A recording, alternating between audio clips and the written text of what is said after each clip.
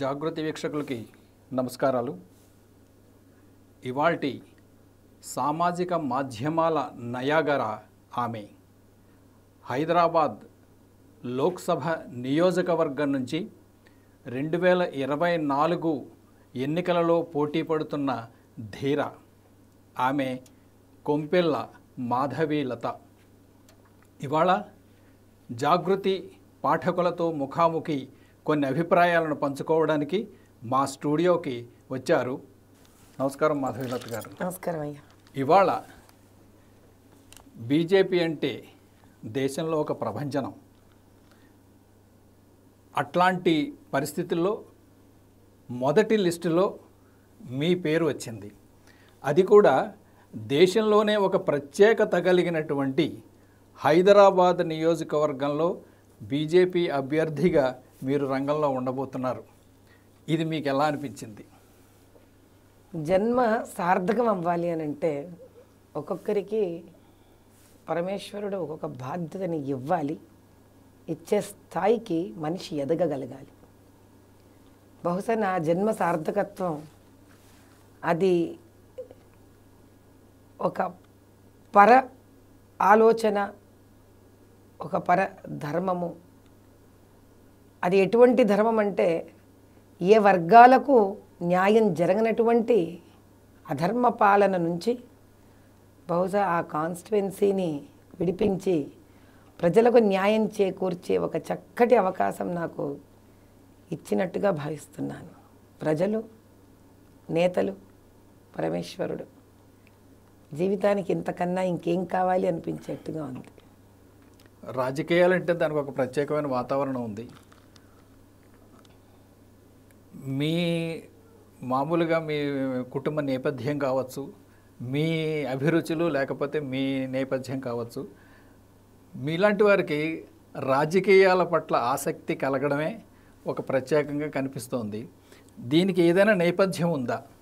దీనికి అసలు సిసలైన నేపథ్యం చెప్పాలి అని అంటే భగవద్గీత. చాలా కాలం నా చిన్నతనం నుంచి భగవద్గీత మీద నాకు నిజం చెప్పాలంటే పెద్ద దృష్టి పడలేదు. ఎందుకంటే అమ్మవారు, అనుష్ఠానము, ఎంతసేపు మంగళగౌరి, ఈ విధంగా దక్షిణామూర్తి, ఈ విధంగా ఉన్నాను. అనుకోకుండా నాకు ఒక విచిత్రమైన ఒక ఆలోచనే అనండి, ఒక విధమైన దృక్పథం కనిపించడం మొదలుపెట్టింది. అందరూ భగవద్గీత నేర్పిస్తూ ఉంటారు. అది విన్నప్పుడల్లా, చెప్పినప్పుడల్లా ఏదో సన్యాసం తీసుకుంటున్న భావం కలుగుతూ ఉంటుంది. వైరాగ్య చింతన అన్నట్టుగా ఉంటుంది. కానీ ఒకరోజు నాకు ఆశ్చర్యమైన విషయం ఏం వచ్చిందంటే, అసలు ఈ భగవద్గీత ఎవరు చెప్పారు? ఒక రాజు, కృష్ణ పరమాత్ముడే, కానీ ఆయన రాజు. విన్నదెవరు? ఒక రాజు. వింటున్నది ఎక్కడా? కురుక్షేత్రం. వినాల్సిన అవసరం ఎందుకు? ధర్మ పరిపాలన కోసం. అసలు భగవద్గీత వచ్చినదే రాజకీయాల కోసం. అవి పాటిస్తూ రాజకీయాలు చెయ్యాలి కదా. వాళ్ళకు తప్ప అందరూ వింటున్నారు ఎందుకు భగవద్గీత అనిపించింది నాకు మొట్టమొదటిసారి. ఆ విధంగా అనిపించింది రాజకీయాలు అని అంటే. సరే, మనం కావలసినట్టు ఎన్నో డెఫినేషన్లు రాసుకున్నాము, కానీ ధర్మబద్ధమైన రాజ్య పరిపాలనలో మొట్టమొదటి చదవవలసిన అద్భుతమైన ఒక పుస్తకము పరమేశ్వరుడు తానే జగద్గురువు కింద మనకు అందించింది భగవద్గీత. అక్కడి నుంచి ఒక రాజకీయాల పట్ల నాకుగానే ఒక దృక్పథం మారిపోయింది. వేరే వాళ్ళు దాని గురించి ఎలా ఆలోచిస్తున్నారు అనేది నాకు ముఖ్యం అనిపించలేదు. నేను దాన్ని ఎలా చూస్తున్నాను, ఎలా ఆలోచిస్తున్నాను అనే ఒక కొత్త మార్పు, సంచలనం తీసుకురావాల్సిన దాయిత్వం, బాధ్యత నాకు ఉందేమో అనిపించింది. దానికి తోడు నేను ఎంఏ పొలిటికల్ సైన్స్ స్టూడెంట్. అంటే ఇది తాత్విక దృష్టి నుంచి అయితే అర్థమవుతుంది. మామూలుగా మీరు ప్రాక్టికల్గా క్రియాశీలక రాజకీయాల్లోకి అడుగు పెట్టడానికి ఉన్న పరిస్థితి ఏమిటి? అంటే మానవ సేవ ఎంత చేసినా కూడా చారిటబుల్ ట్రస్టుల ద్వారా నేను ఇంచుమించు బహుశా చేయని రంగం అంటూ లేదు. విద్యారంగం ఉండొచ్చు, వైద్య రంగం ఉండొచ్చు, దాని తర్వాత భోజన సదుపాయాలు లాంటివి ఉండే అనాథాశ్రమాలు, స్త్రీలు, వృద్ధులు, యువత, ఎంత చేసినా కూడా ఏదో ఒక చోట వచ్చి ఆగిపోతుంది. అంటే ఇప్పుడు అనంతంగా చెయ్యాలి అనుకుంటే వీలు పడట్లేదు. ఏమిటది మనని ఆపుతున్నది? సిస్టమ్. సిస్టమ్ అంటే ఎవరు? ప్రజలు కాదు, వాళ్ళని పరిపాలిస్తున్న వాళ్ళు, వాళ్ళతో పని చేస్తున్న వాళ్ళు. అంటే ఒకసారి నేను అనాథాశ్రమం కట్టాలి అని ఇష్టపడ్డాను. ఆ గ్రామ పంచాయతీ వాళ్ళు ₹1,00,000 నన్ను లంచం అడిగారు. ఆ రోజు అసలు భద్రకాళి అవతారం ఎత్తాల్సింది. నా చుట్టుపక్కల ఉన్న వాళ్ళు శాంతపరిచారు నన్ను. ఇది ఇలాగే ఉంటుంది ప్రపంచం అని. ఇది జరిగి బహుశా 13-14 ఏళ్ళైంది. చిచ్చు మొదలైంది అప్పటి నుంచి. దాని తర్వాత కర్నూలు ఆ బెల్ట్ అంతా మీకు తుంగభద్రది పొంగి వరదలు వచ్చాయి. 16-17 వందల కిలోమీటర్లు తిరిగాను నేను. తాత్కాలికంగా వరదలు రావడము, వాళ్ళు ఇబ్బంది పడడం ఒక ఎత్తు అయితే, ఆలోచించండి, బ్యాకప్ ప్లాన్ లేదా వీళ్ళకి? సంరక్షించి ఇప్పుడు నదన్నాక మనకి చెప్పి పొంగుతుందా? There has to be backup plan. ఎవ్వరికీ పట్టలేదు, ఎవ్వరికీ వద్దు. రిమోట్ ప్లేస్ అడిగాను నేను అప్పట్లో ఉన్న ఒక పోలీస్ ఆఫీసర్ని. అయ్యా, ఇక్కడ అందుబాటులో ఉన్న వాళ్ళందరికీ భోజనాలు దొరుకుతాయి, అందని ఏరియాలు ఏవి, ఎవ్వరు వెళ్ళకూడదు అనుకున్న ఏరియాలు ఏవంటే అన్నల ఊర్లు ఉంటాయమ్మా, అక్కడ ఎవ్వరు వెళ్ళరు, అడ్రస్ ఇవ్వండి అడిపోతాను. అదేంటమ్మా అంటే, వాళ్ళు ఎవరైనా ఎలా అయినా ఉండరండి జీవన విధానం. ఈరోజు వాళ్ళు బాధితులే కదా, వాళ్ళకి ఏదో అమ్మపోయి అన్నం పెట్టాలి కదా. అలా ఊరి అవతల చివరికి ఉన్న ప్రాంతాలకు కూడా, అన్నలున్న స్థానానికి కూడా వెళ్ళి వాళ్ళ ప్రేమ ఆదరణ కూడా పొందినప్పుడు అర్థమైంది. పాత బస్తీ దారుణమైంది. ఎందుకంటే ఇరు మతాల వర్గాలు కూడా భయంకరంగా పీడించబడుతూనే బాధింపబడుతున్నాయి. హైందవ వర్గం కనిపిస్తూ బాధపడుతోంది, ముస్లిం వర్గం కనిపించకుండా బాధపడుతోంది. అది నిజం. బయటికి తీసుకొచ్చే ధైర్యం కావాలి అని అర్థమైంది అక్కడ. అది ఉన్నదే పుష్కలంగా మన దగ్గర. ఏమైతే అదవుతాం చూసుకుందాం అని బయటకు వచ్చాం. మీ జీవితాశయం అనుకోండి, లేకపోతే మీ ఒక గొప్ప ఆశయం మొత్తానికి. జీవితాశయమేనండి, అంతే. ఇంక జీవితానికి వేరే ఆశ లేదు. ఆశయాన్ని నెరవేర్చడానికి ఒక వేదికగా బీజేపీ ఉపయోగపడుతుందని మీకు నమ్మకం ఎలా కలిగింది? దీనికి ఒక చక్కటి ఉదాహరణ ఇస్తాను మీకు. 18వ ఏట నాకు మొట్టమొదటిసారిగా ఓటు వేసే హక్కు వచ్చినప్పుడు బీజేపీకి వేశాను. ఎందుకంటే ఎప్పుడూ కూడా నాకు బీజేపీ పార్టీ, ఎస్పెషల్లీ నేషనల్ లెవెల్లో, ఈరోజు నాకు స్వార్థపూరితంగా పనిచేసినట్టు కనిపించలేదు. ఎందుకు అంటే, ఒక 18 ఏళ్ల వయసు అమ్మాయిని అప్పటి కాలంలో మాకేముంటుందండి, ఏదైనా ఆవేశంగా నిర్ణయం తీసుకునేవాళ్ళు. ఇప్పుడే ఇలా ఉన్నట్టు అప్పుడు ఎలా ఉండింటాను ఆలోచించండి. ఆ రోజు నుంచి ఈ రోజు దాకా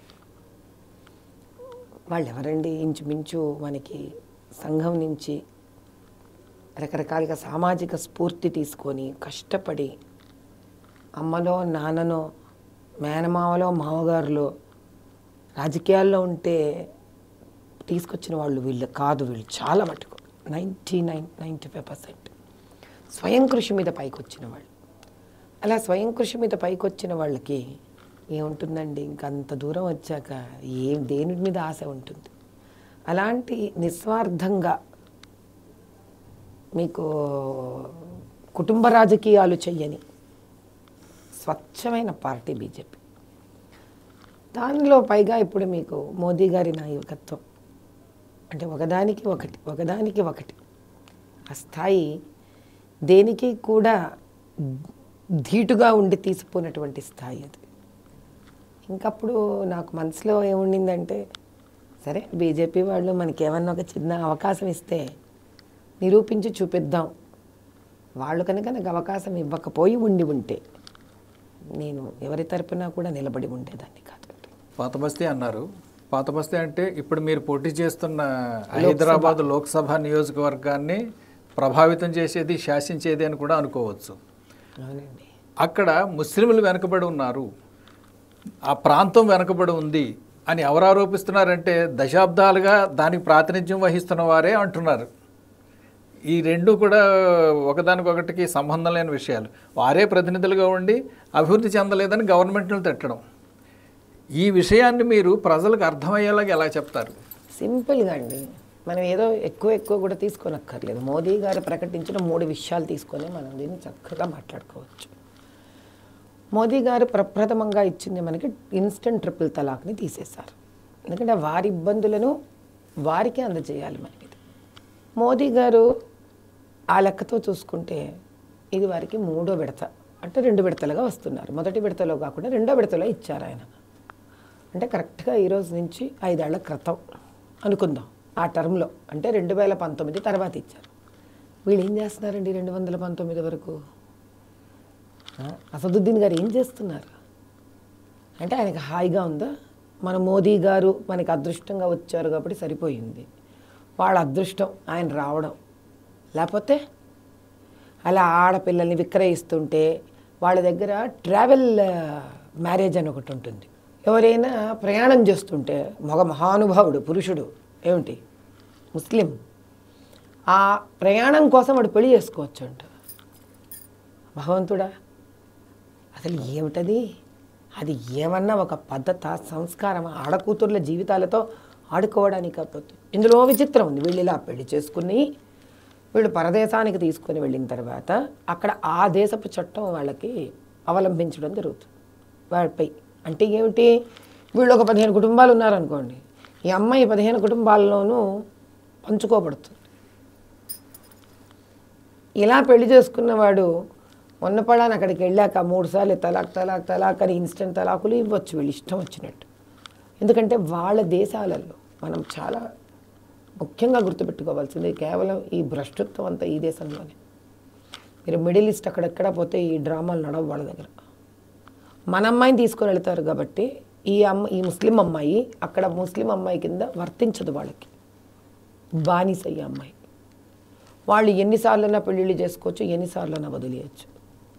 ఇలా మొన్ననే ఒక 15-20 రోజుల క్రితం అమ్మాయి ఫోన్ కూడా చేసి చెప్పింది, అమ్మ నువ్వు చాలా సంతోషపడు, నీకు శుభాకాంక్షలు, నాకు 18వ పెళ్లి జరిగింది. మరి ఏం చేస్తున్నారు వీళ్ళు? ఇంత అపర హైందవ ధర్మ సంస్థాపకుడు, కర్మయోగి, బ్రహ్మచర్యంలో సన్యాసం చూసినవాడు, అంతటి మహానుభావుడు మోదీ గారు వచ్చి ట్రిపుల్ తలాక్ ఇచ్చి ఆ ఇస్లాం స్త్రీని, ఆ ముస్లిం స్త్రీనికి విముక్తి ఇచ్చేదాకా వీళ్ళు ఏం చేస్తున్నారండి? నిద్రపోతున్నారా? కూర్చొని వెంతలు చూస్తున్నారా? లేకపోతే వీళ్ళు పాలు పంచుకుంటున్నారా ఆ భయంకరమైన విషయంలో? అదే నిజం కదండి. నిజం కదా. మరి వీళ్ళు ఏం డబ్బులు ఇచ్చుకుంటున్నారో వీళ్ళకి? ఈ పెళ్ళిళ్ళు చేసుకునే వాళ్ళు పెళ్ళి చేసే ఆ ముల్లాకు మౌలాలకు డబ్బులు ఇచ్చుకోవాల్సిందే. వాళ్ళు తిని వీళ్ళు తిని ఆ పై వాళ్ళు తిని ఏం చేస్తున్నారంటే స్త్రీ విక్రయం జరుగుతుంది. ఎంత దురదృష్టం, దౌర్భాగ్యం. ఇప్పుడు మన భూమి మీద మనం ఏం నమ్ముతామండి? ఏ స్త్రీ కంట తడి పెట్టకూడదు అనుకుంటాం. మన ఇంట్లో ఆడపిల్లని ఎలా చూస్తాం? అమ్మాయి ఏడవద్దు తల్లి అంటాం, ఎందుకంటే అమ్మాయి ఏడిస్తే అరిష్టం. మరి ఆ స్త్రీయేగా ఈ భూమికి, ఆవిడ మరి మన దగ్గరే ఉంటుందిగా. మరి ఆ స్త్రీ ఏడుస్తుంటే కంటతటి ఎవరికి? వాడికి పోయిందే ఉందండి. వాడికి ఏం పోయింది? సభ్యతా సంస్కారం లేని వాళ్ళకి ఏం పోయింది? ఏముంది వాడికి విలువ, గొప్పతనం స్త్రీ అంటే? అందుకే వాళ్ళ స్త్రీని కూడా వాళ్ళు వెనకాడరు. రెండో విషయం, యూనిఫామ్ సివిల్ కోడ్.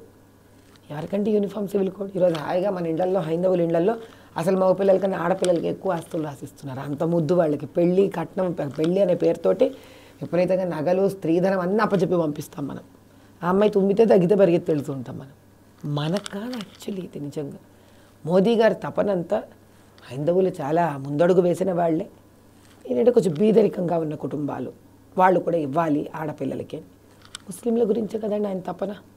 అయ్యో వీళ్ళు మోసం చేస్తున్నారు ఈ ఆడపిల్లల్ని, పెళ్ళయ్యాక ఎలాగో దౌర్భాగ్య స్థితిలో ఉన్నారు, కనీసం పెళ్ళికి ముందైనా సంపాదించిన 4 రాళ్లలో 2 రాళ్ళు ఈ పిల్లకన్నా అప్పచెప్తారేమో, అలా అయినా ఈ పిల్ల కాళ్ళ మీద నిలబడుతుందేమో అని తప్పన ఆయనకి. అది వద్దన్నాడు. ఏం కావాలి మరి? అంటే స్త్రీ చితికిపోయి అణిగిపోయి అమ్ముడుపోయి మళ్ళీ మళ్ళీ అమ్ముడిపోతే వాడికి సంతోషమా? వాడి ఇంట్లో ఆడపిల్లలు లేరు, వాడికి తండ్రేనా? అసలు ఆ వ్యక్తి ఒక మనిషేనా?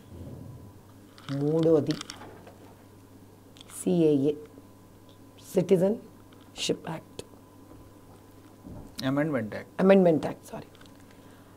అది మీరు ఇంకా ప్రత్యేకంగా చూడండి. ఈ యాక్టులో మోదీ గారు ఏమన్నారు? అయ్యా 2014 డిసెంబర్ 31కి ఒక రోజు ముందు కూడా నీవు ఇక్కడ ఉన్నట్టు నీ దగ్గర ఆధార్ కార్డు ఉన్నా, నీకు ఏమున్నా కూడా ప్రూఫ్, నిన్ను మేము ఏమి పంపించమయ్యా, నువ్వు ఇక్కడ ఉండిపోతావు అని. ఎందుకని? సోకాల్డ్ పాకిస్తాన్, ఆఫ్ఘనిస్తాన్, బంగ్లాదేశ్, బర్మా, ఈ ముస్లింలు నివసించేవి దేశాలు ముస్లిం దేశాలు కదా ఇవి, ఇస్లామిక్ కంట్రీస్ కదా ఇవి. ఏమంటారు? అందులో వాడి ముస్లిము మీకు మైనారిటీ ఎందుకు అవుతాడు? అవ్వడు. అటువంటి వాడు వాళ్ళకే వద్దు, తనుముతున్నారు వాళ్ళు బయటికి. నీకు ఇక్కడ ఉండి ఏడుస్తున్న ఆడపిల్లలు వద్దు, ఇక్కడ ఏడుస్తున్న షియా మద్రాసాలు వద్దు, అక్కడ 4,000 రూపాయలే ఇస్తుంటే కనుక మీకు మస్జిద్దులలో నీకొద్దు. నువ్వు వక్ఫ్ బోర్డు నుంచి ఆమ్యామ్యం కొట్టేసేయి, వక్ఫ్ బోర్డు స్థలాలు తినేసేయండి మీరు హ్యాపీగా, ఇక లోకల్ గవర్నమెంట్తో కుంభక్కైపోండి మీరు హ్యాపీగా, ల్యాండ్లు జప్తులు చేసేసుకోండి మీరు.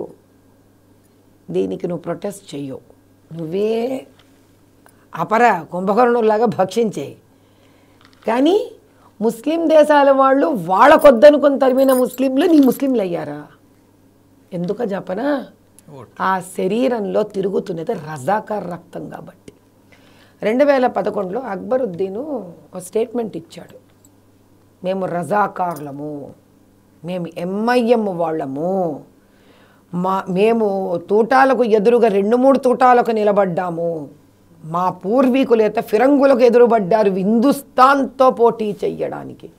హిందుస్థాన్తో పోటీ చేస్తున్నావంటే నువ్వు అసలు దాని లెక్క ప్రకారం నువ్వు దేశవాసుడివే కావు. నీవు అంటే మా దేశం వాసి కాక నీవు మా దేశంలో దొంగగా ఉండి మా దేశం హైందవులని ముస్లింలని నువ్వు నాశనం చేస్తూ నువ్వు ఇక్కడ మా అధికారాన్ని నువ్వు తాగి తింటున్నావా?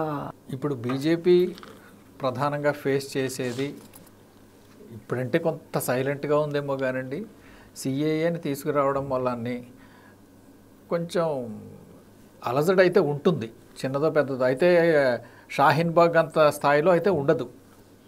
దీని గురించి మీరు ఎట్లాగ ప్రజలకు చెబుతారు?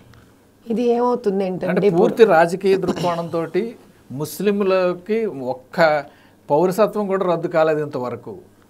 ఈ విషయాలు ఇది అవ్వలేదండి. పైగా ఇప్పుడు ఇది వాళ్ళ వరకు చేరాలంటే అమ్మవారి దయ వల్ల మనకి ఏదో కాస్త హిందీ, ఉర్దూ లేకపోతే రెండో కలిపిన భాష ఏదో వచ్చు, వీలైనంత ఆ భాషలో నేను వాళ్ళకి మెసేజ్లు పంపించడం జరుగుతోంది. ఇంకా జరగాలి, బాగా జరగాలి. ఎందుకంటే ఈ ఎవరెవరెవరినో వీళ్ళు పట్టుకొస్తారండి, ఈ పాకిస్తాన్ ఈ దేశాల నుంచి పట్టుకురావడం, వాళ్ళు అడవైన పనులు చేయడం, దేశానికి విరుద్ధంగా దేశద్రోహ పనులు. దాన్ని ఏమవుతుందండి, మనకి ముస్లింలు అని మనం అంటాం. నిజంగా ఒక భాగం వాళ్ళు ఇక్కడ వీళ్ళు పోషిస్తూ ఉంటారు. ఈ మహానుభావులందరూ ఈ పెద్ద పెద్ద ఎంఐఎం యోధులు ఒక కొంతమందిని ఇక్కడ పోషిస్తూ ఉంటారు. ఆ పోషించే వాళ్ళు ఆ బయట నుంచి వచ్చే దుర్మార్గులతో చెయ్యి కలిపి ఇక్కడ చేస్తారు. కానీ ఒక సామాన్యుడికి ఎలా అవుతుందంటే, ఒక హిందూకి వినేటప్పుడు ఆ న్యూస్ ముస్లిం చేశాడు, ఆ సందులో గొంతులో ఎవరో ఉంటారు తిండికి గతి లేని వాళ్ళు, అడక్క తినేవాడు, వాడు ముస్లిం ఉంటాడు. వాడికి అర్థం కూడా కాదు, ఎవడని ఎందుకు వచ్చాడా, ఏం వేశాడా, ఎందుకు ఇసిరాడా బాంబు. ఈ రాజకీయాలు ఓటు బ్యాంకు కోసం చెప్తున్నాను చూడండి. ఇతను చదువుకుంది బ్యారిస్టరు లండన్లో, అటు లండన్ నీతి ఇటు రజాకార్ నీతి చక్కగా రెండు కలియగలిపి శుభ్రంగా 40 ఏళ్ల నుంచి రాజ్యం వెళ్తున్నాడు. ముస్లింలకు సిఏఏ వల్ల కించిత్తు కూడా నష్టం జరగదు అనేది చదువుకుని ఉద్యోగాలు చేసే హైందవులందరూ వాళ్ళ ఉద్యోగ స్థానాలలో ముస్లింలు కనుక పనిచేస్తున్నా చిన్న స్థాయిలో ముస్లిం స్త్రీలు కానీ పిల్లలు కానీ పనిచేస్తున్న మగపిల్లలు కానీ మీరు వాళ్ళతో మాట్లాడడం మొదలుపెట్టాలి. సిఏఏలో ప్రప్రథమంగా మోదీ గారు చెప్తున్నది ఒకటే, నాయనా ఈ దేశంలో మీరు మైనారిటీలు ముస్లింలు, మీ హక్కులు మీకు చాలా ఉన్నాయి. అది మీరు అనుభవించాలంటే ఈ హక్కులను దుర్మార్గబద్ధంగా కేవలం వాళ్ళ స్వార్థం కోసం, ఓట్ల కోసం బయట దేశాల నుంచి వాళ్ళు తరిమేసిన, వాళ్ళు అంటే ఎవరు, ముస్లిం దేశాలు తరిమేసిన ముస్లింని తీసుకురావడానికి ఇక్కడ వాళ్ళు దుర్మార్గంగా ప్రయత్నం చేస్తున్నారు. వాళ్ళు రావడం వల్ల మీకు 3 నష్టాలు ఉన్నాయి. ఒకటి, మీకున్న తిండి, గుడ్డ, బట్టలు, విద్య, వైద్య, అభివృద్ధి సదుపాయాలు వాళ్ళు ముందు పంచుకుంటారు. ఎందుకని? వాళ్ళు రాజకీయ పరంగా ఆ ముస్లింలు ఎవరైతే రాజకీయాలలో ఉన్నారో వాళ్ళ స్వార్థం కోసం తెప్పించుకున్నప్పుడు వాళ్ళకి ప్రాధాన్యత ఇస్తారా? ఈ బీదరికంలో ఉండో రకరకాల అవకాశాలకు ఎదురు చూస్తున్న మన భారతదేశ ముస్లింలకు అవకాశాలు ఇస్తారా? ఇది వాళ్ళ బుర్రలోకి ఒక రకంగా మనం కూడా చేర్చాలి. మన ప్రతి పనిచేసే స్థానంలో ఎవరో ఒకళ్ళు ముస్లింలు ఉన్నారు, వాళ్ళకు మనం చేర్చాలి. ఇది వాళ్ళు 2 దుర్మార్గాలు చేస్తారు. ఆ దుర్మార్గాలు ఎవరి మీద పడతాయి?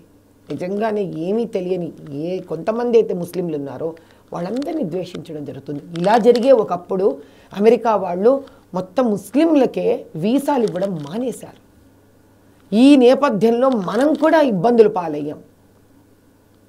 దేవుడి దయ వల్ల మోదీ గారి నాయకత్వంలో దీని నుంచి బయటపడగలిగాం. ఈసారి మనం తెలివిగానే కాకుండా ఆత్మీయతతో కూడా ఒక్కసారి ఆలోచించాలి. మూడోది, ఈ దుర్మార్గంగా బయట నుంచి వచ్చేవాళ్ళు అటు ముస్లిం ఆడపిల్లల్ని, మన ఆడపిల్లల్ని కూడా వీళ్ళు ఇబ్బంది పెట్టి వాళ్ళ స్వార్థానికి, స్వలాభానికి వాడుకునే అవకాశాలు ఉంటాయి. కాబట్టి దయచేసి మీరు హైందవులందరూ ఏ చోట్ల పనులు చేస్తున్నారో మీకు కనుక ముస్లిం స్త్రీలు కనిపిస్తే వాళ్ళకి ఇది నచ్చజెప్పే ప్రయత్నం చెయ్యండి. యుద్ధం అన్ని స్థాయిలలోనూ మనం అందరం చెయ్యాలి.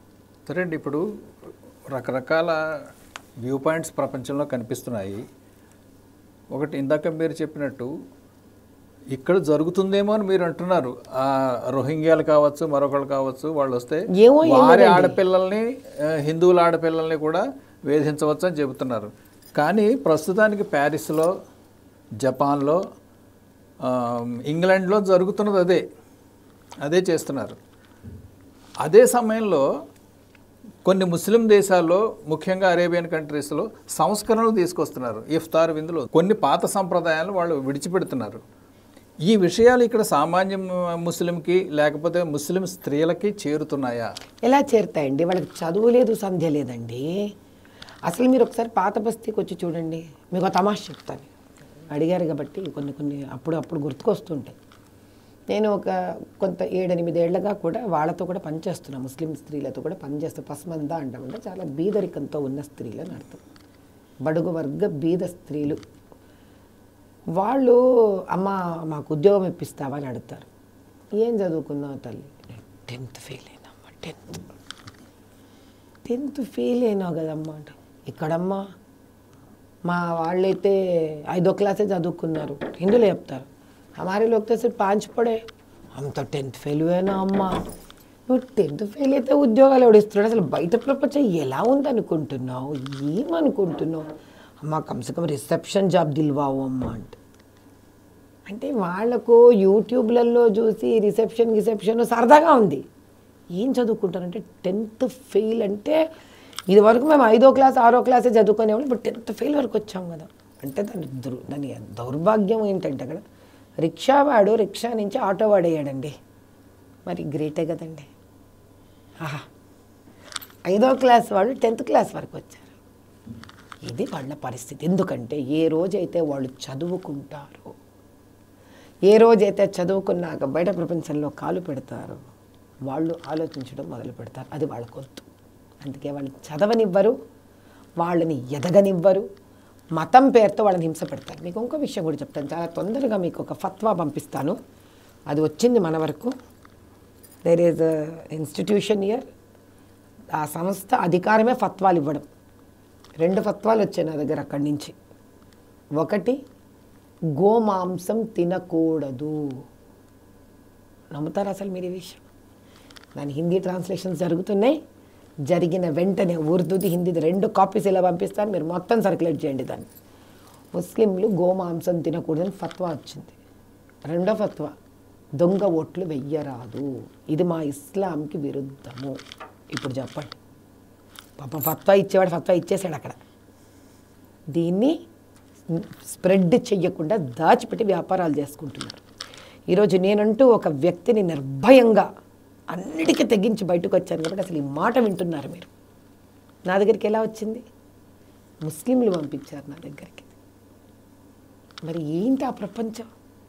మనకు తెలియని చాలా పెద్ద ప్రపంచం ఉందండి అక్కడ. మనము వాళ్ళు ఎంత కొట్లాడుకుంటూనే ఉంటే ఈ దుర్మార్గులంతా రాజ్య పరిపాలన చేస్తారు. ఇది తథ్యం. ఇది నాశనం చేయడానికి వచ్చాం, చేసి తీరతాం ఈసారి. అయితే ఫస్ట్ ఘర్షణ అన్నది ఎక్కడ మొదలవుతుంది అన్నది కూడా తెలియాలి కదండి. రాజకీయ పరంగా వీళ్ళు ఏం చేస్తున్నారంటేనండి, సర్దార్ వల్లభాయ్ పటేల్ గారు ఎప్పుడైతే వచ్చి దీనంతా ఒక చక్కటి భారతదేశంలో విలీనం చేసుకొని దీనికి సుభిక్షం వైపు తీసుకెళ్లాలని అనుకున్నారో, ఆయన గురించి మనం తెలియదేముందండి, ఆయన మహాయోధుడు. ఆయన అసలు గర్జించాడంటే తిరుగులేదు. ఆ నేపథ్యంలో మీకు తెలుసు ఎంఐఎం పార్టీ ఉండింది రజాకార్లతో. అప్పుడు పరారైపోయేవాళ్ళు పరారులు అయిపోయినారు. అప్పుడు వీళ్ళు అసదుద్దీన్ గారు వాళ్ళ నాన్నగారు టైంలో వీళ్ళు కరెక్ట్గా వీళ్ళు ఏంటండి వీళ్ళ స్థాయి, ఆర్థిక స్థాయి ఏమనుకున్నారు వీళ్ళది? ఏమీ లేదు. అక్కడ మలక్పేట సైడు ఓ చిన్న ఇల్లు, ఓ బుల్లెట్టు, ఇది వాళ్ళ పరిస్థితి. ఈరోజు 7 ఎకరాల ఆస్తి. పోనీ ఈయన ఏమన్నా లాయర్ ప్రాక్టీస్ చేశాడా ఏమన్నా బాగా సంపాదించడానికి? అది కూడా లేదు. ఎక్కడి నుంచి వచ్చింది సంపాదన మరి వీళ్ళకి? వీళ్ళు ఒకటే నిర్ణయించుకున్నారు, అమ్మో ముస్లింలు హిందువులు ఒకటైపోతే మనం ఏమీ చేయలేము ఇక్కడ అని నిర్ణయించుకొని ఆ ఎంఐఎం పార్టీని వీళ్ళు కైవసం చేసుకొని వీళ్ళు తెలుసుకున్నది ఒక్కటే. అసదుద్దీన్ గారు వాళ్ళ నాన్న దగ్గర నుంచి వీళ్ళు తెలుసుకున్నది ఒక్కటే, వీళ్ళు కలిసి ఉన్నారు, మనం చచ్చామే కాబట్టి వీళ్ళని విడగొట్టడానికి ఏమైనా చెయ్యాలి అనుకున్నారు. అందులో వాళ్ళకి చదువు సంధ్య లేని వాళ్ళు మీరు రెచ్చగొట్టడానికి రెడీగా ఉంటే చాలు, రెచ్చిపోవడానికి రెడీగా ఉంటారు వాళ్ళు. అలా వాళ్ళు రెచ్చగొట్టడం, వాళ్ళు రెచ్చిపోవడం, ఆ రెచ్చిపోయిన దాంట్లో మారణకాండాలు చేయడం వాళ్ళకి సహజంగానే కొంచెం దుర్మార్గ ప్రవృత్తి. ఎందుకని? దీనికి ఇంకొక అడుగు వెనక్కి వెళ్ళాలి మీరు. కులీ కుతుబ్ షా వాళ్ళు షియా కమ్యూనిటీ, నిజాములు సున్నీ కమ్యూనిటీ. సున్నీలు కొంచెం కఠోరంగా ప్రవర్తించేవాళ్ళు, వీళ్ళు సున్నీలు, నిజాములు సున్నీలు. అర్థమైందా మీకు?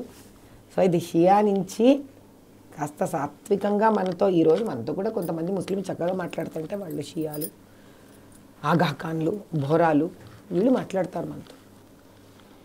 ఈ సున్నీలు కొంచెం కష్టమే అక్కడి నుంచి లాక్కోవడం. అంటే ఔరంగజేబు వారసత్వం అంతే కదండి, ఔరంగజేబు వారసత్వమేగా. సో ఔరంగజేబు కోర్టులోనే కదా నిజాం ఉండేవాడు. శక్తి ఇదంతా అసలు అక్కడి నుంచి దెబ్బతీసాం మనం. సో అందుకే వాళ్ళు షియాలకు కూడా ఏమి సహాయపడరండి. అబ్బొబ్బొబ్బొబ్బొబ్బో, షియాలకు సహాయపడరు, బోరాలకు సహాయపడరు, ఆగా ఖాన్లకు సహాయపడరు, వీళ్ళకి ఎవ్వరికీ సహాయపడరు. సున్నీలలో కూడా వీళ్ళు దర్గా వాళ్ళకి సహాయపడరు. దర్గా కానీ ఇంకో ఆమ్ సున్నీ అంటారు, అంటే మామూలు రెగ్యులర్ వన్. వాళ్ళు వీళ్ళు కలిసి భయంకరమైన విజృంభణ చేయడం, మొత్తం ముస్లింల తరపున ఒక వ్యతిరేక భావన కల్పించడం. ఈరోజు మీరు పాత బస్తీ ఈ రాజకీయాలు ఈ ఈక్వేషన్స్ చెప్పారు, ఇదే భారతదేశం మొత్తం అంతా ఉంది కదండి. మరి అంటే ఒక చోటు నుంచి మీరు క్లీన్ చేసుకుంటూ రావాలి, ఎవరి వాళ్ళ బాధ్యత. ఇప్పుడు నేనేమంటున్నా, అయ్యా భాగ్యనగరు పాత బస్తీ లోక్సభ కాన్స్టిట్యుయెన్సీ నా బాధ్యత, నేను ముందుకు వచ్చా. అంటే ఇందులోనూ హిందువులు సహకారం ఎక్కువ ఉంది కదా. అది అదే హిందువులు లేనిదే. ఇప్పుడు ఎందుకంటే చిన్న మాట, ఇప్పుడు నేను ఇట్లా ముస్లింల గురించి మాట్లాడుతున్నాను, అయ్యా వాళ్ళ బాధల్లో ఉన్నారు, మన వాళ్ళు చాలా ఆప్యాయంగా తీసుకున్నారు నన్ను. ఏ రోజు కూడా ఏంటి ఈవిడ ఇంత హోమాలు పూజలు అనుకుంటూ చేస్తూ కూడా ముస్లింల మీద జాలి మాట్లాడుతుందేమో, అది ఏ రోజు ఎందుకంటే హైందవుడి మనసే అలాంటిదండి. మంచి మనసు మన వాళ్ళది. పాపం బాధలు పడ్డ శరీరాలే కానీ ఇవి దెబ్బలు తిన్న శరీరాలే కానీ, లేకపోతే ఏమిటండి వాడు అనడం ఏంటి, అక్బరుద్దీను ఏదో చిటికేసి అదే మొగతనం అంటే ఇలా చిటికేసి 15 మినిట్ 130 కోట్ల మనం అందరము అసలు వాళ్ళని రానిచ్చినందుకే ఇక్కడ దాకా బాధలు పడుతున్నాం. ఇంకా చేతులు కట్టుకొని కూర్చుంటామా? ఇప్పుడు చూపిద్దాంగా మనం ఏంటో. నా ఎంట్రీయే నా అంటున్నాను, ఎందుకంటే నేను అంటే మొత్తం హైందవ ధర్మ సంస్థాపన, హైందవులందరినీ ఈరోజు ఒక ముఖంతో చూపిస్తున్నాం మనం. అది మాధవీలత ముఖం, అంతేగాని మాధవీలత ఇక్కడ వ్యక్తి కాదు, హైందవుల శక్తి చూపిస్తే. ఆ 15 నిమిషాలు చిటికలు వేసిన వాడి సంగతి, వాడు అన్న సంగతి చూపిద్దాంగా. అంటే ఇప్పుడు కూడా పాత బస్తీ మీద అరబ్బులు మీరు చెప్పిన ఈ వివాహాలు, ఈ దొంగ వివాహాలు ఇవన్నీ అది ఆగలేదని అంటారు. ఎందుకంటే దీనికి మరి ఎక్కడ ఎలాగా? ఎందుకంటే ఆ వీధులు, ఇప్పుడు మీకు చిన్న ఉదాహరణ ఇస్తానండి. ఇప్పుడు ఆర్టికల్ 370 ఏదైతే ఉందో అది రాకముందు కాశ్మీర్కి వెళ్ళడానికి అందరం భయపడేవాళ్ళం, అవునా కదా? ఎన్నో వీధులు మనం తిరిగేవాళ్ళం కాదు కాశ్మీర్లో. నేనే 2 సార్లు వెళ్ళి కూడా ఎక్కువగా తిరగలేక రిటర్న్ వచ్చేసాం. అదే ఆర్టికల్ 370 తీసేశాక ఎంతమంది వెళ్ళారు, ఆ వ్యాలీస్లో రిసార్ట్స్ ఎస్టాబ్లిష్ చేయడానికి బిజినెస్ స్టార్ట్ అయిపోయింది. ఇప్పుడు చెప్పండి అసలు మీకు, ఇంతకుముందు పోలీసులు, ఇంతకుముందు మిలిటరీ తిరిగినంత ఈరోజు కాశ్మీర్లో ఎక్కడ తిరుగుతుంది మిలిటరీ మీకు? అంటే వీళ్ళ తెలివితేటలు చూడండి. అన్ని చోట్ల ఆలోచన విధి విధానం ఒకటే మీకు. పాత బస్తీకి ఎవ్వరు వెళ్ళరు, ఎందుకని? భయము అనేది పెట్టుంచారు. వీధులు చిన్నగా ఉంటాయి, సెక్యూరిటీ ఉండదు, వీళ్ళు డబ్బులు తినేస్తారు మొత్తం దారుణంగా. సౌత్ జోన్ బడ్జెట్ అంతా వీళ్ళే తీసుకుంటారు, వీళ్ళు డబ్బులు తినేస్తారు. మన ఎలక్ట్రికల్ పోల్స్ పేపర్ మీద ఉంటాయి కానీ వీధుల్లో ఉండవు. బల్బులు పేపర్లో వెలుగుతూ ఉంటాయి కానీ రోడ్ల మీద వెలగవు. నాలాలు క్లీన్ అయిపోయినట్టు పేపర్ల మీద ఉంటాయి కానీ అక్కడ నాలాలు క్లీన్ అవ్వవు. చక్కటి రోడ్లు పేపర్ల మీద ఉంటాయి కానీ రోడ్ల మీద ఉండవు. ఇలా వీళ్ళు ఏం చేశారు అంటే ఎవ్వరము అటు పక్క వెళ్ళడానికి ఇష్టపడని, భయపడుతున్న పరిస్థితిని క్రియేట్ చేసి దాన్ని ఐసోలేట్ చేసేసారు ఓల్డ్ సిటీని. ఎప్పుడైతే మీరు దాన్ని ఐసోలేట్ చేస్తారో మీరు ఇష్టారాజ్యం ఏం చేసినా అడిగేవాడు ఉండడు. అందుకు అక్కడ అత్యాచారాలు పెరిగిపోయాయి. సో దాన్ని ఏం చేయాలి? ఫస్ట్ ధర్మబద్ధంగానే ఏ యుద్ధమో చేసి కైవసం చేసుకొని మీరు దడ వీధులను పెద్దగా చేయడము, ఎలక్ట్రికల్ స్ట్రీట్ లైట్స్ పెట్టడము, నాలాస్ క్లీన్ని నీట్గా ఉంచడము, విద్యా సదుపాయం ఇవ్వడం, వైద్య సదుపాయం ఇవ్వడం. మీకు ఒక మాట చెప్తానండి, అక్కడి నుంచి ఉస్మానియాని తీసి అవతల పారేశారు, అక్కడి నుంచి యునానీని తీసి ఎత్తిపారేశారు, ఆయుర్వేదం తీసి ఎత్తిపారేశారు, హైకోర్టును తీసి ఎత్తిపారేశారు, స్పోర్ట్స్ 2 గ్రౌండ్స్ని ఎత్తిపారేశారు. ఏం దాని అర్థం ఏంటి? వాళ్లకు హైదరాబాద్ లోక్సభ రాష్ట్రానికి వద్దు, రాష్ట్ర గవర్నమెంట్కి వద్దు, అక్కడ ఎంపీకి వద్దు, అక్కడ ఎమ్మెల్యేలకు వద్దు. ఆలోచించండి, ఏదైనా స్థానం ఎలా ఇంప్రూవ్ అవుతుంది? మీరు ఇంకో స్పోర్ట్స్ గ్రౌండ్ పెట్టినప్పుడు, ఉన్నదానికి ఇంకొక హాస్పిటల్ కట్టినప్పుడు, ఓ కొత్త హోటల్ కడుతున్నప్పుడు. దౌర్భాగ్యం చూసారా? విద్యను తీసేశారు, వైద్యం తీసేశారు, న్యాయం తీసేశారు, ఆటలను తీసేశారు. తీసేయడానికి అర్థం ఏంటి? మాకు అది అక్కర్లేదు, అది మాకు అభివృద్ధి చెందని అవసరం లేదు. అలాంటప్పుడు అన్యాయం పెరగక ఏమవుతుందండి? అది ఇంకా ఇంకా ఇంకా అగాధంలోకి వెళ్ళిపోతుంది కదా. సరే, ఒకటైతే ఉంది, మీరు చెబుతున్నారు ముస్లిం స్త్రీలు, చాలామంది పురుషులు కూడా వాళ్ళు మిగతా ప్రపంచాన్ని తెలుసుకోలేకపోవడానికి కొన్ని కారణాలు ఉన్నాయి. అవి మనందరికీ తెలుసు. పదే చెప్పడం వాళ్ళని అవమానించడం అవుతుంది. అయితే అన్నీ తెలుసు, ప్రపంచ పరిస్థితులు తెలుసు, చరిత్ర తెలుసు, ఇస్లాం ఇండియాకు వచ్చి ఏం చేసిందో తెలుసు. అయినప్పటికీ మేల్కోవలసిన హిందువులు మేల్కోవటం లేదు. దాని గురించి ఏం చెబుదాం? నిజం చెప్పాలంటే ఈరోజు మనం అందరం భారతదేశం ఇలా ఉన్నామంటే ఎవరి వల్ల అండి? ఆ పిడికిలి హిందువుల వల్ల కూడా కాదంటారా? ఈరోజు చిన్న ఉదాహరణ ఇస్తామే. కాంగ్రెస్ ఇదివరకు ఉన్నప్పుడు రాష్ట్రంలో ఇదే ఎంఐఎంతో వాళ్ళు చేతులు కలిపారు. చేతులు కలిపినప్పుడు తెలీదా? వీళ్ళు రజాకారులు, మన స్త్రీలను హింస పెట్టారు, ఎన్నో మానభంగాలు చేశారు, దళితులను తొక్కేశారు, పైకి ఎదగనివ్వలేదు, రైతులను నాశనం చేశారు. ఎంత స్వార్థ రాజకీయాలంటే వాళ్ళు చేసినంత వాళ్ళు పోషిస్తే కదండి వీళ్ళు పోషించబడ్డారు. లేకపోతే ఏమిటి ఎంఐఎమ్ము అవునండి. లాచి అదే లంపగా కొడితే ఈ ఇరిపోవాల్సిన పార్టీ ఈ రకమైనటువంటి రాజకీయాలు హిందువులు పాత్ర కూడా ఉంది ఉంటుంది. రెండు హిందువుల చేతులు గలవందే దుస్థితికి అయ్యా, రెండు చేతులు గలవందే శబ్దం రాదయ్యా. మరి వీళ్ళని మనం ఎంతమంది మోడీలు రావాలి? ఒక మోదీ గారికి మాలాంటి 1000 మోదీలు తయారైతే సరిపోతుంది. మేము ఆయన తలకాయలం అవుతాము, మేము ఆయన శక్తి అవుతాము, మేము ఐక్యమవుతాము ఆయన. ఇప్పుడు ఇంకా ఒకటే ఉందండి, అలా ప్రవర్తించిన ప్రతి హిందువుడికి పతనము తథ్యం. దానికి ఉదాహరణ చెప్పనా? 2023 ఏమైంది? బీఆర్ఎస్ పార్టీ టీఆర్ఎస్ని బీఆర్ఎస్ చేశారు. అక్కడి నుంచి గరాజ్కి వెళ్ళిపోయారు. పాపం వాళ్ళ కొడుకే చెప్పాడు, పిల్లాడు చక్కగా బాగా చదువుకున్న కేటీఆర్ గారు, మా బండి గరాజ్కి వెళ్ళిపోయిందని చెప్పాడు. వాళ్ళ దౌర్భాగ్యం వాళ్ళ నోటితోనే చెప్పేసుకున్నారు. అది ఇంకా బయటికి రాదు. అంటే ధనం ఉంటే నెగ్గగలము, పదవి ఉంటే నెగ్గగలము, పైగా యజ్ఞాలు కూడా చేస్తారు వాళ్ళు. మరి ఎందుకు చేస్తుంటారో వాళ్ళకే తెలియాలి. ఇంత చేసి కూడా 2023లో జయాన్ని సాధించలేకపోయినారంటే వీళ్ళకి అర్థం కానిది ఒకటే ఉంది, అధర్మ పాలన రాణించదు ఇంకా. Time will teach a good lesson. అలా ఎవరెవరైతే హైందవులు అలా ఎంఐఎంకు కానీ దుర్మార్గ పాలనకు కానీ వాళ్ళు కనుక చెయ్యి ఇచ్చి వాళ్ళని పైకి తీసుకురావాలని చూస్తే యథారాజా తథా ప్రజ దుర్మార్గ రాజ్య పరిపాలన కింద తింటున్న వాళ్ళందరూ దుర్మార్గంగా మిగలడమే కాదు, అది వాళ్ళ వాళ్ళ జీవితాలకు కూడా కావలసిన ఒక సమస్యలను ఏర్పాటు చేస్తుంది.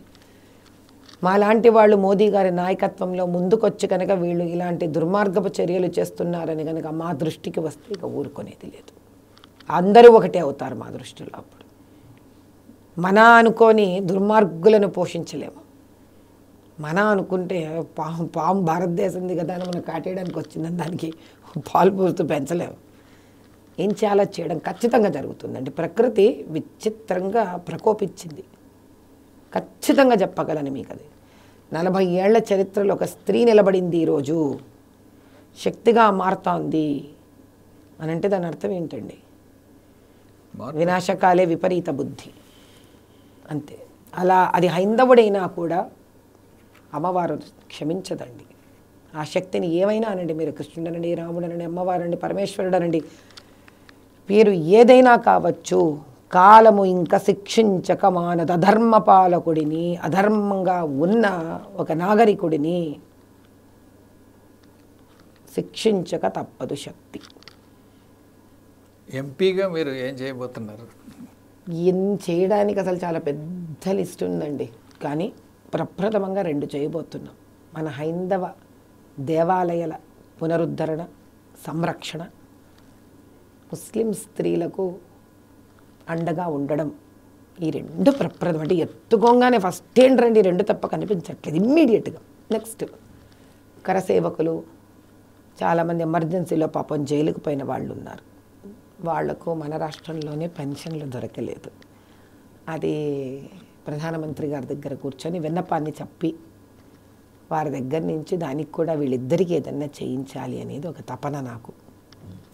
3, పిల్లలందరికీ హాయిగా చక్కటి పాఠశాలలు. నాకు మనసులో ఎప్పుడు గవర్నమెంట్ పాఠశాలలు అంటే చాలా ఇష్టం అండి. ప్రైవేట్ స్కూల్స్ని నేను పెద్దగా ఆదరించి దాన్ని సపోర్ట్ చేసే వ్యక్తిని కాదు నేను. ఏమయ్యా ఈ ప్రభుత్వ స్కూళ్ళకి, వీళ్ళని మళ్ళీ పునరుద్ధరింపజేసి వీటిల్లో చక్కగా విద్య తర్వాత స్పోర్ట్సు లాంటివన్నీ వీళ్ళకి ఏర్పాటు చేయడం. దాని తర్వాత మీకు ఆ రోడ్లు, ఆ స్ట్రీట్ లైట్సు, ఆ హైజీను, ఆ చెత్త చెదారము, అదేంటి ఫ్లో అవుతున్న డ్రైనేజు, అంటే హైజీన్ అండ్ శానిటేషన్. దాని తర్వాత అక్కడ మంచి కాలేజీలు, యూనివర్సిటీలు. ఏముందండి ఓల్డ్ సిటీలో ఏమన్నా చెప్పుకోవడానికి ఉందా? అది ఎందుకుందో తెలియదు అట్లా అసలు నిజంగా. అది ఇంకోటి. ఈ తర్వాత నెక్స్ట్ లెవెల్ మీకు మాల్స్, ఫ్లైఓవర్స్, మెట్రో లైన్స్. దానివల్ల ఏమవుతుందంటే ఇంకోటి, పాత బస్తీకున్న ఒక అదృష్టం ఏంటంటే మనకి 2, ఒకటి టూరిజం ఉంది అక్కడ, మీకు వాళ్ళు వాడుకోవడం లేదు కానీ సరిగ్గా. మీరు చార్మినార్ ఎంత అద్భుతమైన టూరిజమో మనకి, గోల్కొండలో జగదంబ గుడి 1000 సంవత్సరాలదంత పెద్ద టూరిజమే. సీతారాంబాగులో మొన్న నేను చేసి వచ్చిన మహాయాగం చేసింది అంత పెద్ద దేవాలయమే. అలా మీరు చూసుకుంటూ పోతే మన చోళులు, దాని తర్వాత మౌర్యులు కట్టిన గుళ్ళు ఉన్నాయండి. 600, 700, 800. సోమనాథ్ టెంపుల్ ఉంది మీకు అక్కడ, చాలా పురాతనమైన సోమనాథ్ టెంపుల్. కాశీబుగ్గ టెంపుల్ మీకు అక్కడ ఒక చిన్న పాము లాంటి నోట్లోంచి నీళ్లు పారుతూ ఉంటాయి 24/7 ఎండాకాలంలో కూడా. ఆ నీళ్ళు ఎక్కడి నుంచి వచ్చాయో ఎవరు చెప్పలేం, ఎవ్వరికీ తెలియదు. అది అట్లాంటి దేవాలయాలను ప్రాముఖ్యతలోకి తీసుకొని రావడం, టెంపుల్ టూరిజంని పెంచడం, అక్కడ కళలు, లోకల్ ఫైన్ ఆర్ట్స్ ఉన్నాయి. వీళ్ళు ఎంతసేపు మంచిదే బతుకమ్మ అని వీళ్ళు హ్యాపీగా వీళ్ళ కోసం వాడేసుకున్నారు స్టేట్ ఫెస్టివల్ అని. అదే బతుకమ్మను పూర్వము 100 కొలనులు ఉండేవి అక్కడ. మనకి గుళ్ళ దగ్గర కొలనులు ఎట్లుంటే వీళ్ళు బావులు అంటారు. ఓల్డ్ సిటీలో 100కు పైగా అట్లా బావులు ఉన్నాయి. అదొక స్టైల్, కల్చర్ వాళ్ళకి. ఈ బోనాలు, కుండలు అందులో వదిలేస్తారు. భయంకరమైన స్థితిలో ఉన్నాం, చెత్త వేసేసి అది ఆటోమేటిక్గా మూతపడిపోయినాయి అవి. వాటిలన్నిటిని పునరుద్ధరించడం. ఇప్పుడు మీకు కుండలు వెయ్యకూడదంటే ఎన్నో పద్ధతులు ఉన్నాయి. ఆర్గానిక్ ఉంది, అర్బన్ మెటీరియల్ ఉంది, దాంట్లో కలిసిపోయే ఉంటాయి, ఎన్నో ఉంటాయి. అలా ఇంకొక స్టెప్ ముందుకు వెళ్ళాలి. కానీ ఇది నాకు ఎలా తెలిసింది, ఈ బోనాల్లో అంతా తిరుగుతుంటే అందరూ ఎక్కడెక్కడ వాళ్ళు వచ్చి ఇబ్బంది చెప్పుకున్నారు. అమ్మ ఇక్కడంతా నేను అడిగాను, ఏమిటి ఇవన్నీ తిరుగుతుంటే లోపల, అయ్యో బావులమ్మ, వందల సంవత్సరాల క్రితం బావులు ఇవి. అదేంటి ఇలా వదిలేయడం ఏంటి? ఆ నార్త్ ఇండియాలో, రాజస్థాన్లో అక్కడిక్కడ వాళ్ళు ఆ బావులంతా అందంగా వీళ్ళు తీర్చిదిద్దుకొని వాళ్ళు దాన్ని ఊరంతా చెప్పుకొని టూరిజం చేసుకోవడం ఏంటి? 100కు పైగా ఇన్ని బావులు పెట్టుకొని మనం చేయకపోవడం ఏంటంటే, ఏదో ఉంటుంది, ఏదో డోలు వెళ్ళి మద్దలతో మొత్తుకుందంట. నేను వాళ్ళు నాతో చెప్పుకుంటే వస్తుంది. సరే ఇదంతా కాదు కదా, ధ్వజం శంకారామం పూరిస్తే తప్ప ఇవన్నీ బయటకు వచ్చేటట్టుగా లేవు అని సాహసం చేసి, సో అదొకటి. కళలు అక్కడ లోకల్ ఫోక్లోర్స్ ఉన్నాయి, ఫోక్ ఉంది, దాన్ని బయటకు తీసుకొని రావాలి. నాకు చాలా లలిత కళలంటే ఇష్టం కాబట్టి ఒక డాన్స్ అండ్ మ్యూజిక్ కాలేజ్ పెట్టాలి అని. ఎందుకంటే నా చిన్నప్పుడు మన రామకోటిలో ఉంటే త్యాగరాయ డాన్స్ అండ్ మ్యూజిక్ కాలేజ్కి నా చిన్నతనంలో వెళ్ళేదాన్ని. సరదాగా ఉండేది, అక్కడ అన్నీ జరుగుతుండే. బిర్జు మహారాజు గారు కూడా ఒకప్పుడు డాన్స్ చెప్పారు అక్కడ, తర్వాత ఢిల్లీకి వెళ్ళిపోయారని. సో చాలా బాగుండేది. సాయంత్రం అయ్యేసరికి మీకు ఆ వాతావరణం, ఒక పక్కన భరతనాట్యం, ఒక పక్కన కూచిపూడి, ఒక పక్కన కథక్, వైలిన్, వీణ, ఇవన్నీ జరుగుతుంటాయి మీ క్లాస్ రూమ్స్లో అంతా. అంటే ఎంత పీస్ అండి, ఫైన్ ఆర్ట్స్ ఉన్న చోట ఎంత ఆనందంగా ఉంటుంది. చాలామంది పెద్ద పెద్ద ప్రముఖులు they are interested to work with me on this project. Let's establish, అంటే న్యూ సిటీ నుంచి ఓల్డ్ సిటీకి తరలింప తీసుకొని వచ్చే ఒక పరిస్థితిలో దాన్ని మార్చాలి అనేది ఒక స్వార్థం. ఇది కాక మీకు ఇంకో విషయం చెప్తాను. నాస్కామ్ ప్రకారము మీకు సంవత్సరానికి 3 లక్షల ఉద్యోగాలు ఐటీ ఇండస్ట్రీలో భర్తీ అవుతాయి. అందులో 40%, 1,20,000 ఉద్యోగాలు తెలంగాణ క్యాపిటల్ సిటీ అయిన హైదరాబాద్ నుంచి భర్తీ అవుతాయి. అందులో కనీసం 1% కూడా హైదరాబాద్ లోక్సభ నుంచి భర్తీ అవ్వవు. వినడానికే అసహ్యంగా ఉంది నాకైతే. సరే పోనీ చదువద్దు, కనీసం ఓ దోశ ఇడ్లీ వేసుకునే పరిస్థితులన్నా ఉండాలిగా వాళ్ళు. వీళ్ళందరూ ఈ సోకాల్డ్ సాఫ్ట్వేర్ ఇండస్ట్రీ వాళ్ళందరూ నెలకు 10,000 కోట్లు ఖర్చు పెడతారు. 10,000 కోట్లు, జస్ట్ 5%. అందులో ఎందుకు?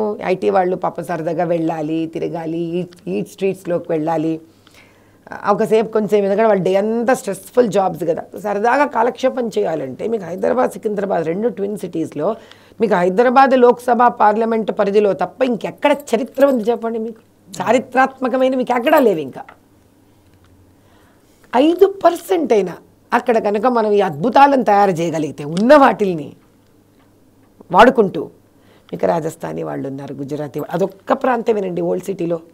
రాజస్థాన్, గుజరాతీ, మరాఠీ, కన్నడ, తమిళ్, దాని తర్వాత యూపీ, బీహారీ, మళ్ళీ ఆ రాజస్థానీలో మార్వాడీసు, నౌరలీ సమాజు, అగర్వాల్ సమాజు, జైన్ సమాజు, అసలు వీళ్ళందరి భోజనం మరి ఏమీ చేయక్కర్లే. వాడు సంపాదించుతారు మీకు 500 కోట్లు నెల తిరిగేసరికి. వీడేమో 500 కోట్లు కరెంటు బిల్లు కట్టనివ్వడు. ఇక కడుపు దించుకుంటే కాళ్ళ మీద పడుతుందండి. కాబట్టి అక్కడ ఎన్ని చేయవచ్చో చెప్పడం అలవి కానివి అన్నీ ఉన్నాయి చేయడానికి.